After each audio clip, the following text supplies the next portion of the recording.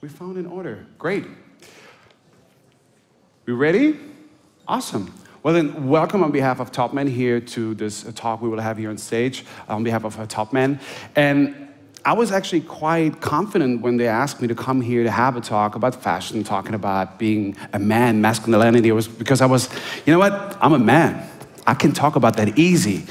But to be honest, right now I'm kind of confused because there were some aspects that I didn't really know about what exactly it means to be a modern man. And with these gentlemen on my left-hand side, we will exactly talk about what it means to be a modern masculine personality, individual.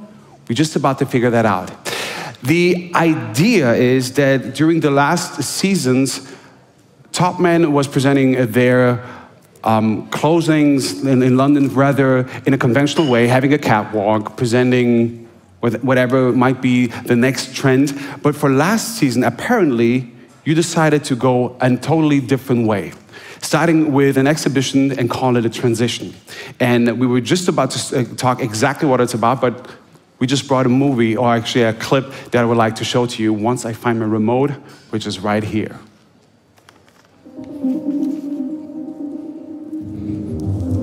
What we are doing here is 5 celebratory films that acknowledge really the heartland of Topman design, everything we stand for, from the boys to the atmosphere. We would traditionally do a catwalk show, and that's something we've done for about the last 10 years, but it felt right now to do something that was different. These 5 collaborators that we have really challenged that brief and have made 5 amazing films. My film is a story about 4 friends who go on this journey, and on their way you get to find out about what these boys are thinking about, whether it's like they've got a problem with their girlfriend, or they're worrying about their future or their job, and it's this idea of being able to share your problems with your friends and friendship pulling through.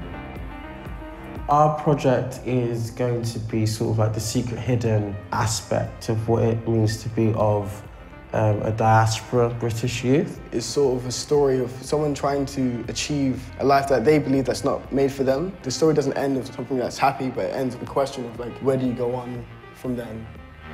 And my film is called I Love You Man, and quite incredibly we're trying to film 70 to 100 guys across all forms of masculinity in life to show them all saying the phrase I love you man to the camera.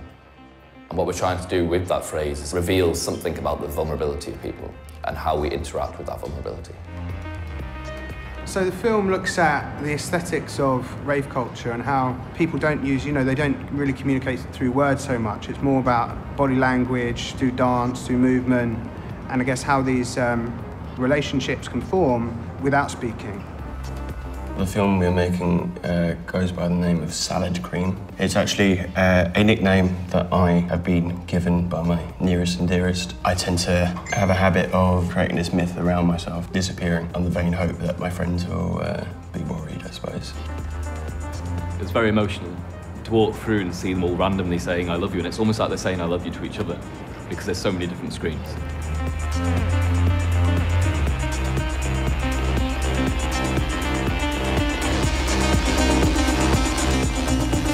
On the outside, we're all a mixture of so many different things which the videos would be about. And then inside, the mirrors sort of reflect back onto you and create tenfolds of you just to realize that, we are you, we are us, and we are them.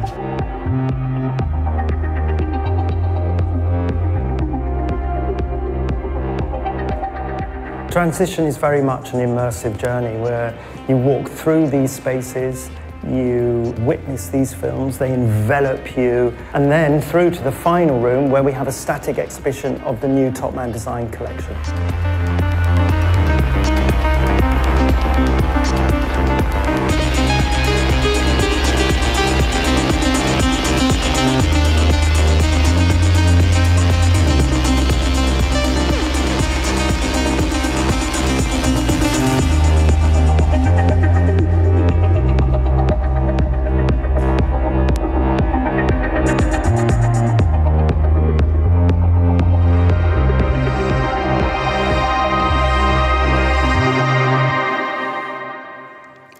Transition.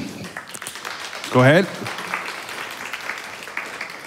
A very impressive installation, I have to say. And let me introduce to you now my talk guest, which I have here. First and foremost, you just saw him like in the clip itself, Gordon Richardson, who is the creative director for many years. You've been working for the company for? A long time, yeah. I make it up, basically. I think it's about 16, it could be 17, it might even be 18.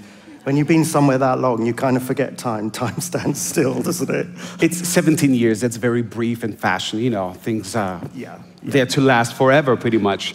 Also, not only a guest here on stage, and also part of this installation is Max Wallis, who is a poet and also author of 2 books. One of them is Everything, Everything and Modern Love, but will also be the author of the poem which will introduce the show later today at 8 o'clock, if I'm not mistaken. Max Wallis, ladies and gentlemen.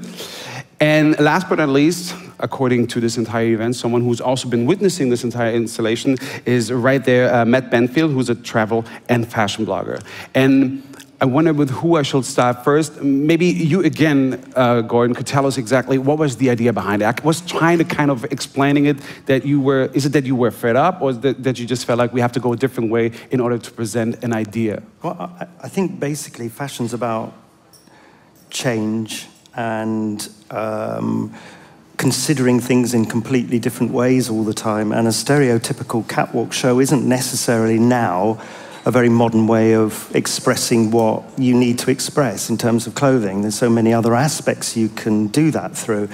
And I think that was part of the consideration of this, is what could we do that was a different thing to do, but still cover what we believe in from our brand aesthetic. And then secondly, it was really a celebratory film that acknowledged the fact that London Fashion Week Men's has been there for 5 years. And so it was to celebrate that 5-year moment and do something very different. And also when we do our collections and design our collections, it's an internal thing. It's done with myself and my design team. And we felt this is the time to open it up to other people's interpretations of what that should be. So it culminated in that. I think it's amazing. I've just seen that again after a while, because we were talking about it backstage. I kind of forget what we did there, because in fashion, you move ahead so far, you kind of forget what you've done, and you look back and you go, that was actually quite a moment and quite something. And it was a privilege to have people like Max to work on that and to put a different slant on that masculinity brief. So, yeah, I'm really proud of it. It's really, really good. And we may do something like that for our next show in January. We may do a traditional catwalk show, I don't know. But you should always challenge what you do. And I think it's very bold. And that's part of this brief today, isn't it? And this whole event is about being bold. And that, for us, was a very bold move. Bold indeed, but how easy was it? Like, well, having a catwalk show is quite easy when you've done it for quite some time. It's not easy. Aren't easy. Well, I'm not saying that it's generally easy. I would look a lot younger if they were. But in comparison, you would know who to talk to in order just having someone who's organizing the sites, someone who's organizing the models, going like through the castings, all of these things. But how did you find all the talents necessary, or that you knew someone like Max would be the perfect candidate just to actually be part of that transition project? You have, when you start a project like this, you involve a lot of people. You don't do this solo, and we have some very good companies that we work with, and through them we have conversations and we talk about what would make a very good event, the kind of characters that we would employ and bring into that event to give it that kind of broad appeal. And that's really how we arrived at people like Max, that he gave that particular slant to that angle of the film, which we wouldn't have been able to got from anyone else. I just have to struggle a bit with my mic here. But Matt, you witnessed this entire event. Was it just as impressive as it is there, or what was your thoughts? As a blogger, you are now here just to actually observe and tell us what it was like. Yeah, so I was at London Fashion Week for the whole weekend, and this was the first thing that I saw. And I didn't get there on Friday because there was a party on Friday and everyone was there. But I went there on Saturday to go through the exhibition. And yeah, it actually was the most impactful thing that I saw the weekend, I think. Because it was, it's different from everything else. Like, as you mentioned, it's something that challenges what you would normally do at a fashion show. Like, it's not a catwalk, so it's more, I don't know. It leaves an impact in your mind. And so that's one aspect of it, being innovative, but also the fact that it's about masculinity and it's about this kind of entrenched idea that we have in society about masculinity and femininity. So, yeah, it was impactful. It was great. And Max, as part of this entire project, maybe you could explain us exactly what was the piece about? I love you, man. It's like an easy sentence, but you had quite some thoughts about that, didn't you? Yeah, so I was approached to produce something based on masculinity, essentially. And one of my beliefs is that so much of our life is spent saying things that are unspoken.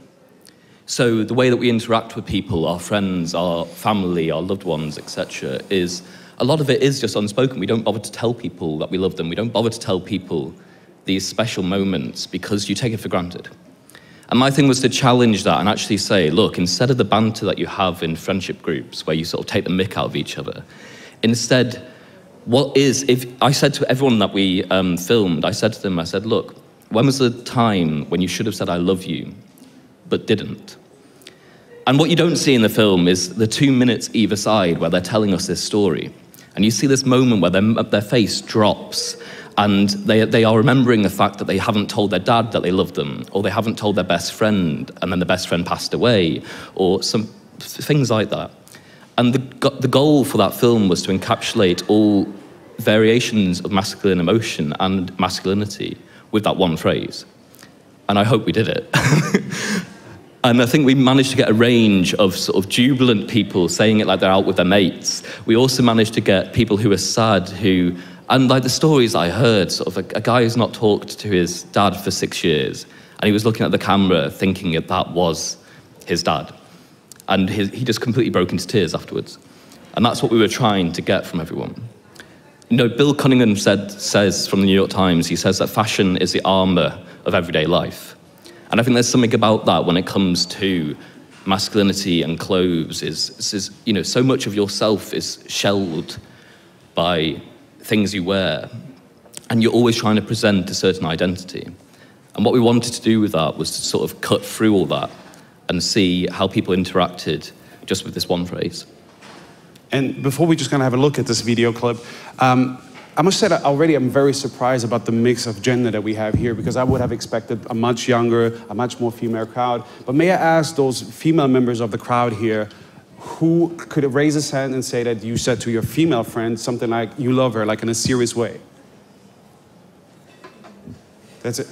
That's it. That's it. Apparently also like for women it's kind of difficult. And for the men, could you tell yourself, like in a serious way, that you really show the appreciation towards your friend, in terms of that you would have said that, I love you, man? 2, 3. Apparently we have even more men than women actually that did that. But prior to that, also, because when I got confused is when you said like usually we men have the tendency just to do it like in a joking way. It's like, yeah, bro, I love you, man. Exactly. It's not like really, I love you, man. This rarely happens. Is that correct? So I mean, we say it to our dogs more than we actually say it to our best friends. And I actually genuinely believe, like a lot, there are nowadays, there's a section of society that are happy to say it to your friends. But I actually challenge whether or not they actually believe it, whether or not they're saying it honestly.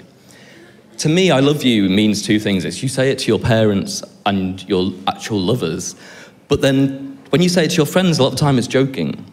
And actually, I think people are more inclined to sort of take like the piss out of each other and like punch each other than they are to actually honestly say, look, mate, I fucking love you. And you know, you were saying last night, we were talking last night, and Patrice was saying how, he was like, when was the last time I said it? And he said it was when, didn't you get into a fight with someone? And, and then you made up, and you said, oh God, sorry, I love you.